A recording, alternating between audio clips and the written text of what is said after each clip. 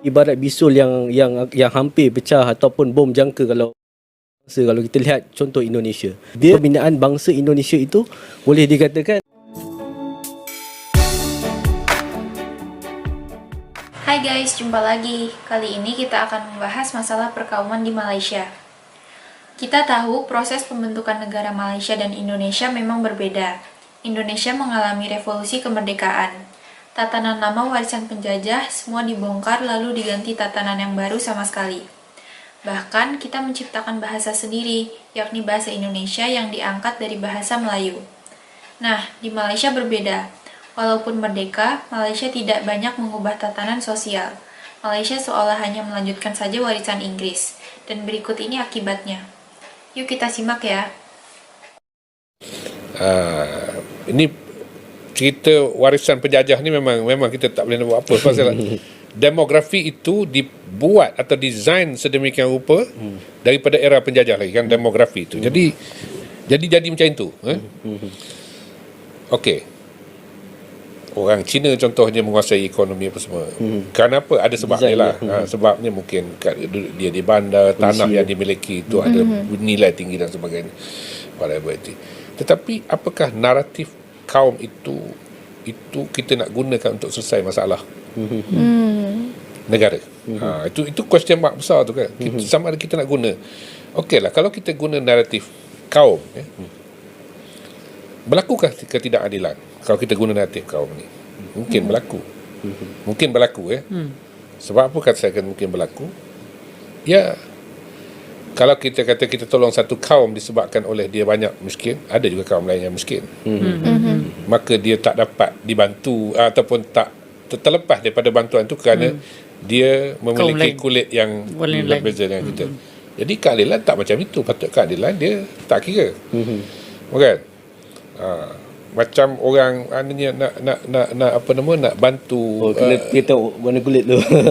nak bantu haiwan yang sakit, tiba-tiba yang sakit depan itu anjing. Bantu juga sebab dia pun binatang juga kan. Kucing binatang juga. Kita suka kucing, kita suka anjing, tapi anjing tu juga sakit juga kan. Contoh begitulah. Jadi bila kita gunakan raca keadilan, maka ketika itu kita akan dapat melihat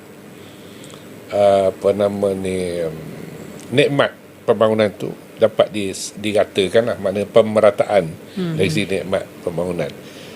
Namun begitu, saya kata sebut kekangan di Malaysia ni susah nak keluar daripada itu. Kenapa? Kerana adanya sistem politik kita yang sedemikian rupa yang kita warisi juga.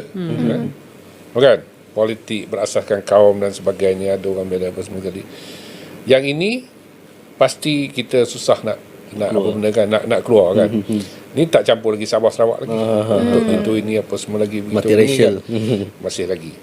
Tapi seni menguruskan perbezaan ini, itulah cabaran yang paling besar ataupun ujian yang paling besar kepada pemimpin negara kita. Bagaimanakah mereka menguruskan ini supaya keharmonian itu dapat kita pertahankan. Jadi kalau orang tanya saya buat 2-3 hari ni, minggu ni bincang pasal harmoni ni. Saya kata kalau nak define harmoni ni is the absence of violence. Itulah dia punya. Macam orang ni kalau dia sihat, maknanya tak ada sakit. Tapi sihat tu bukan 100%. Orang tu sihat tapi berjalan bertongkat. Sihat tapi dia kata adalah sikit-sikit pinggang sikit belakang semua sakit lagi, tapi masih boleh ni lagi kan. Begitu juga negara kita. Kalau kita kata harmoni, ya harmoni, tapi bukan tak ada masalah. Sana sini tetap ada masalah, cuma tak ada violence. Violence ni maksud saya pertumpahan darah lah. Kata violence ni berlaku rusuhan dan sebagainya, itu tak berlaku lah di negara kita ni. Tapi tension berlaku. Dan kuat, bukan kerap dan kuat, dan suhunya itu naik turun kan. Pantang ada saja perkara-perkara yang berlaku, dia terus spark kan.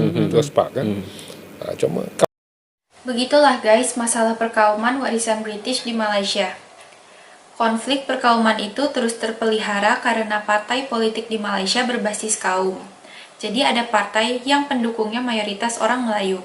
Ada pula partai kaum Cina dan seterusnya. Jangan heran jika isu yang berkaitan dengan kaum juga jadi dagangan politik partai-partai. Inilah yang kurang sehat, bahkan berbahaya. Yuk kita lanjut lagi ya. Jadi inilah dugaan besar atau cabaran besar kita untuk bagaimana nak mendidik generasi dalam negara kita ini supaya dia boleh faham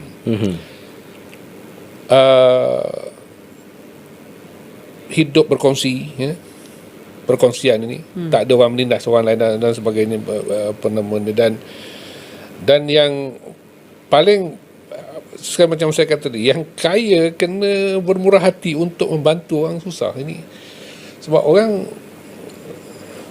orang yang kita kata kurang baik, nasib kurang baik dalam masa, dia akan rasa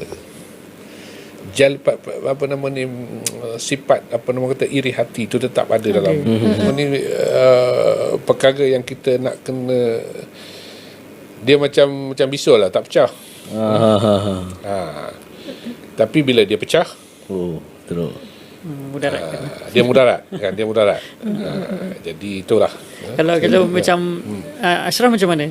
Tadi ada sebut kata nak ada jawapan sendiri dari sudut. Betul, saya ingin menyambung lah sebab Prof dah menyatakan secara akar permasalahan itu, dia ibarat bisul yang akan pecah. Betul, saya setuju. Dia persoalan tentang pembinaan identiti bangsa ini satu benda yang crucial, yang seringkali dilepas pandang ataupun orang kata diketepikan. Maksudnya pembinaan bangsa kita ni, Malaysia ni sebenarnya apakah identiti dia?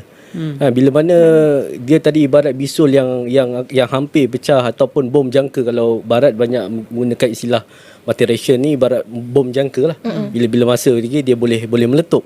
Tapi dekat sini kita kena berbalik kepada bila mana kita hendak membina negara, apakah sebenarnya identiti bangsa yang kita hendak utarakan. Kalau kita katakan bangsa Malaysia, apakah identitinya? Apakah bahasanya?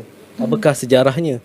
Adakah masyarakat ataupun rakyat yang terbentuk di dalam negara ini berkongsi identiti yang sama, berkongsi sejarah yang sama, kan, berkongsi bahasa yang sama? Sudah tentu benda-benda ini kita kena selesaikan segera, kerana kalau kita tidak selesaikan segera, negara kita susah untuk ke depan. Dan banyak negara ataupun pembinaan negara bangsa, kalau kita lihat contoh Indonesia, dia walaupun dia banyak mengalami masalah, tapi pembinaan bangsa Indonesia itu boleh dikatakan berjaya. Boleh dikatakan ada bahasa, ada identiti. Mungkin boleh question lah benda lain di Malaysia ini, kan? Kalau kita tanya bangsa Malaysia ni apakah perkara-perkara itu, dan jika kita tak selesaikan perkara ini, kita susah. Sebab sesuatu negara itu mustahil untuk ditegakkan tanpa ada satu bangsa tonggak. Kan? Macam kalau saya balik pada teori Ibn Khaldun tadi, membina sesuatu bangsa itu memerlukan, sesuatu negara itu memerlukan asabiah, kekuatan bangsa tonggak. Dan hari ini bila mana kita bercakap tentang wawasan negara, seringkali diketepikan tentang pembinaan nation ataupun bangsa itu sendiri. Dan sekiranya nation itu tidak dibangunkan, memanglah kita akan lihat negara itu maju, tetapi sampai satu ketika dia tidak ada pendukung. Rakyat dia lemah, fragile dan sebagainya, dan bila-bila masa saja dia boleh meruntuh dan akan berterusan. Dan ini satu benda yang saya rasa dalam wawasan kita perlu kata, pembinaan bangsa. Kita nak bangsa kita jadi apa?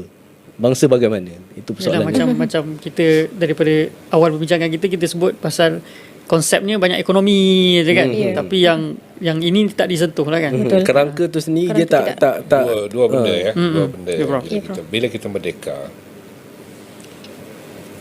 ada dua benda kita. Satu, kita nak bangunkan negara. Satu, kita nak bangunkan negara bangsa. Dua benda nation building, development. Jadi kita ni lebih tumpu pada kalau dalam kita sebut developmentalism. Kita lebih tumpu kepada pembangunan, sedangkan negara bangsa ini ada, bukan tak ada, tapi agendanya tidak seimbang dengan lebih laju pembangunan kan. Sebab itu kan state membina negara ni state lah. Nation state kita katakan, daripada